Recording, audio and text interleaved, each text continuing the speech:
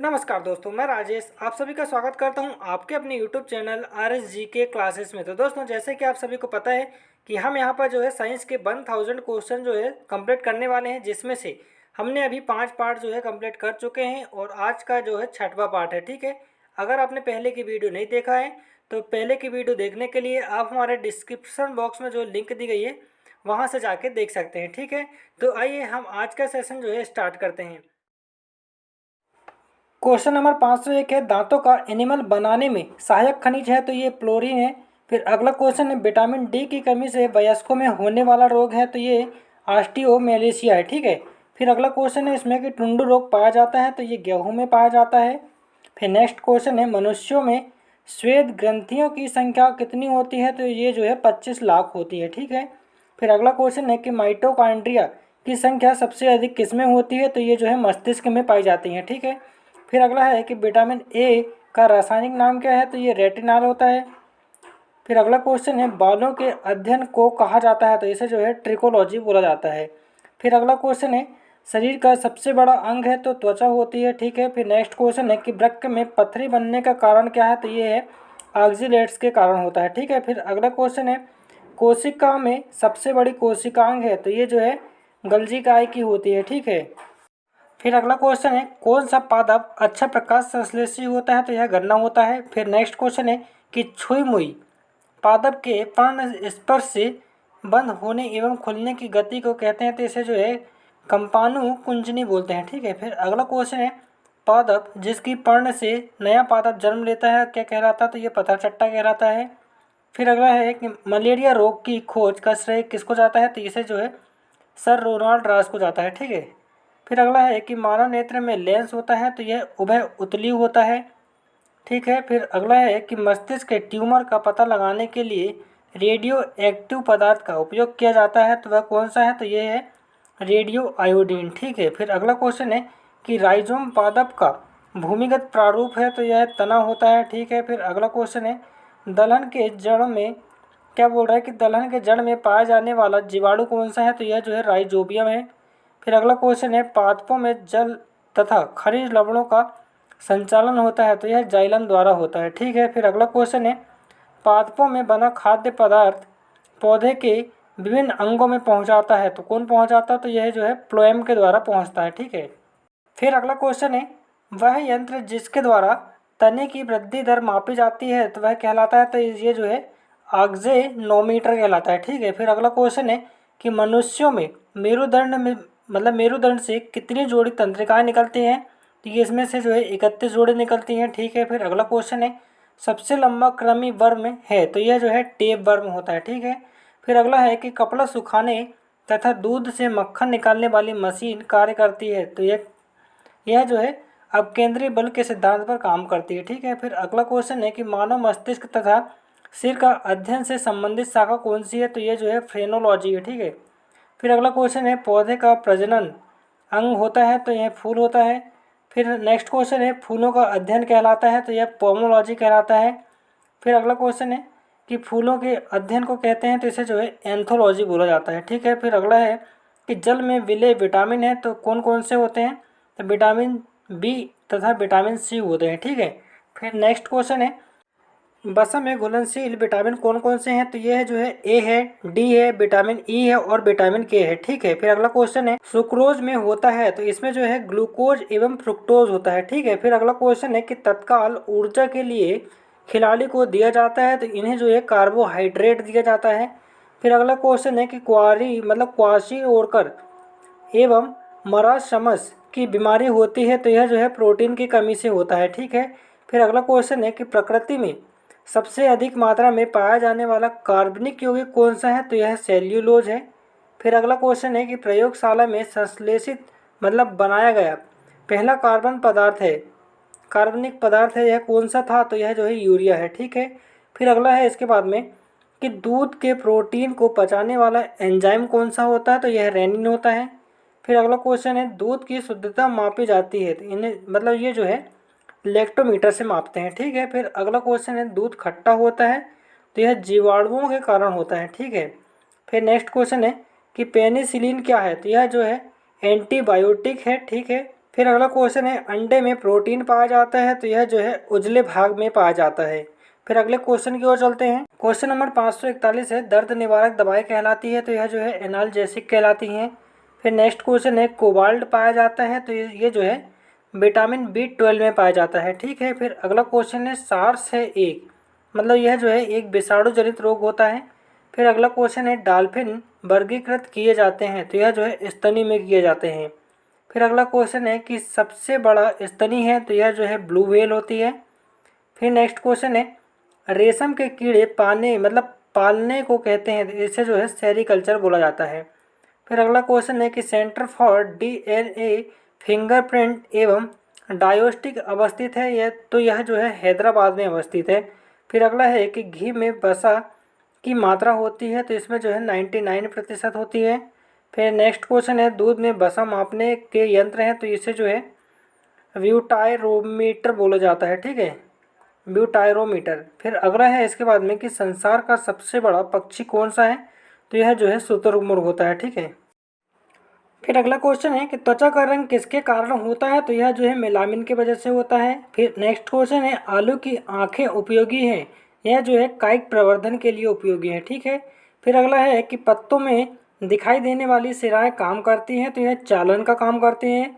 फिर next question है ईख मतलब गन्ना के पौधे प्रायः कायिक प्रवर्धन द्वारा संवर्धित करने का कारण है तो यह जो है इनमें जो है बीज पैदा नहीं होते हैं। ठीक है। फिर अगला क्वेश्चन है कि पौधे में जाइलेम ऊतक निम्नलिखित में से किस पदार्थ का संवहन करता है तो यह जो है पानी का संवहन करता है। ठीक है। फिर अगला क्वेश्चन है मूल ग्रंथिकाएं आमतौर पर निम्नलिखित में से किन में पाई जाती है तो यह जो है पत्तीदार पौधे में पाई जाती है। ठीक है। फिर अगला है कि अफीम पौधे का उत्पाद है जो प्राप्त करता है मतलब प्राप्त होता है तो यह जो है सूखी रबड़ छीर से होता है। ठीक है, जिसे लैक्टेस बोलते हैं। फिर अगला क्वेश्चन है कि पादप द्वारा बड़ी मात्रा में अपेक्षित तत्व है तो यह क्या है तो यह जो है नाइट्रोजन है। फिर अगला क्वेश्चन है वनस्पति इनके अवशोषण में प्रभावी होता है तो यह जो है प्रदूषण गैसों में होता है। ठीक है। फिर अगला क्वेश्चन है कि एक वृक्ष की आयु का पता किसके द्वारा लगाया जाता है, यह जो है वार्षिक वलयों की गिनती के द्वारा लगाया जाता है। ठीक है। फिर अगले क्वेश्चन की ओर चलते हैं। यहाँ पर क्वेश्चन नंबर 561 है पादपों द्वारा अवशोषित जल का अतिरिक्त अंश किसके द्वारा बाहर निकाला जाता है तो यह जो है बाष्पोत्सर्जन के द्वारा निकाला जाता है। फिर अगला है कि पौधे किसकी अधिकता के कारण मुरझाने लगते हैं तो यह भी जो है बाष्पोत्सर्जन के वजह से मुरझाने लगते हैं। ठीक है।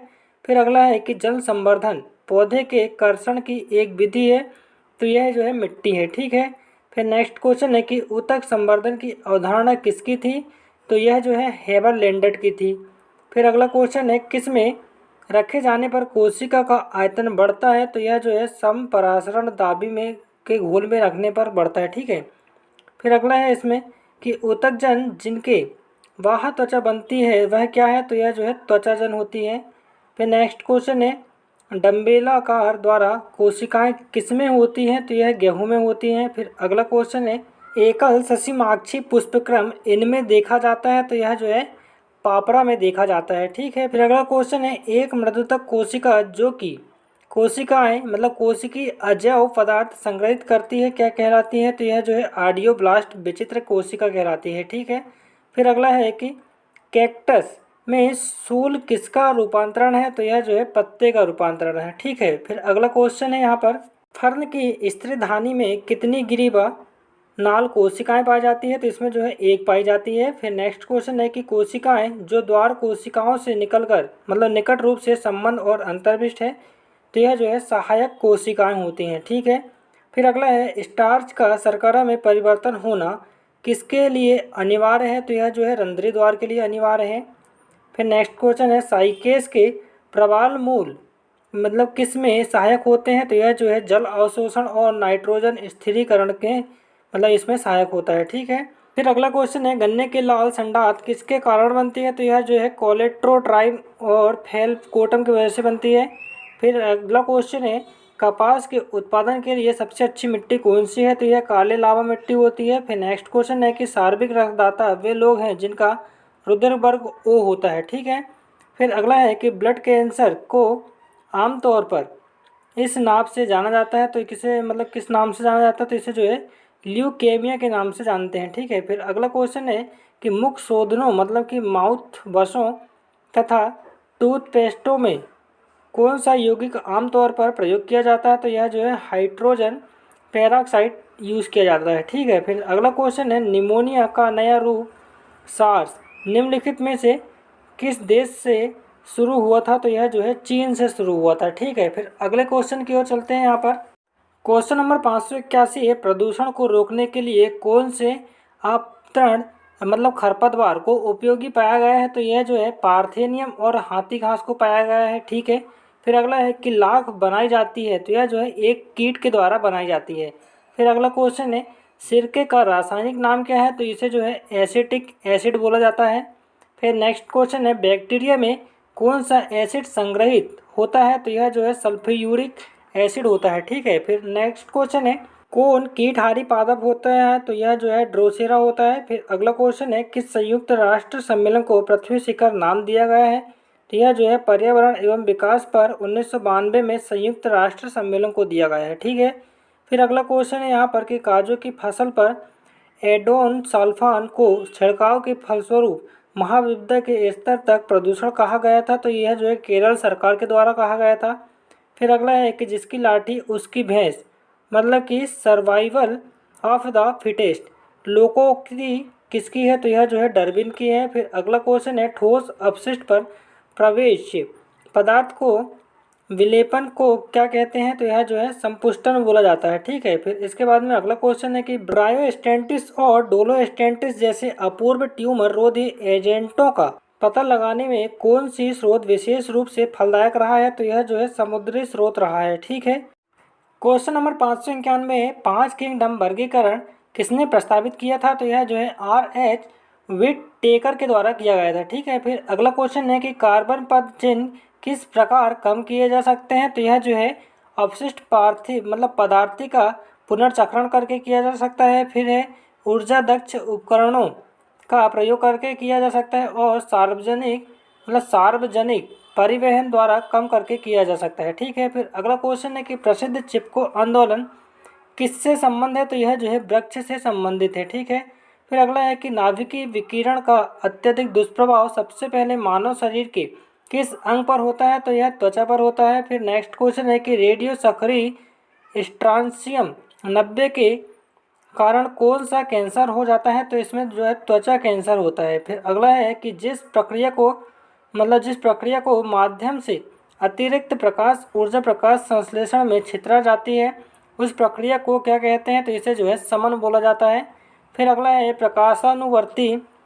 प्रकाशानुवर्ती संचालन किसके द्वारा नियंत्रित किया जाता है, तो यह ऑक्सीजन से किया जाता है। फिर अगला है कार्बन मोनोऑक्साइड की विषाक्तता का इलाज किया जा सकता है, तो इससे जो है प्रभावित व्यक्तियों को स्वच्छ ऑक्सीजन से उद्भासित करके किया जा सकता है। ठीक है, फिर अगला है प्रदूषित वातावरण से छोड़े गए विविक्त पदार्थ को प्रायः किस प्रक्रिया के दौरान फिल्टर किया जाता है, तो यह जो है छींकने के द्वारा किया जाता है। फिर अगला है प्रकाश संश्लेषण तथा श्वसन का सामान्य उत्पाद है, तो यह जो है जल है। ठीक है, तो दोस्तों ये था आज का अपना इम्पोर्टेंट सेशन। आपको ये वीडियो कैसा लगा हमें कमेंट करके ज़रूर बताएं। अगर आपको ये वीडियो अच्छा लगा हो तो वीडियो को लाइक एंड शेयर ज़रूर करें। और हाँ, अगर आपने अभी तक हमारे चैनल को सब्सक्राइब नहीं किया है तो सब्सक्राइब करके बेल आइकन के नोटिफिकेशन को ज़रूर ऑन करें ताकि नेक्स्ट वीडियो आपको मिल सके। तो मिलते हैं नेक्स्ट वीडियो में, तब तक के लिए धन्यवाद।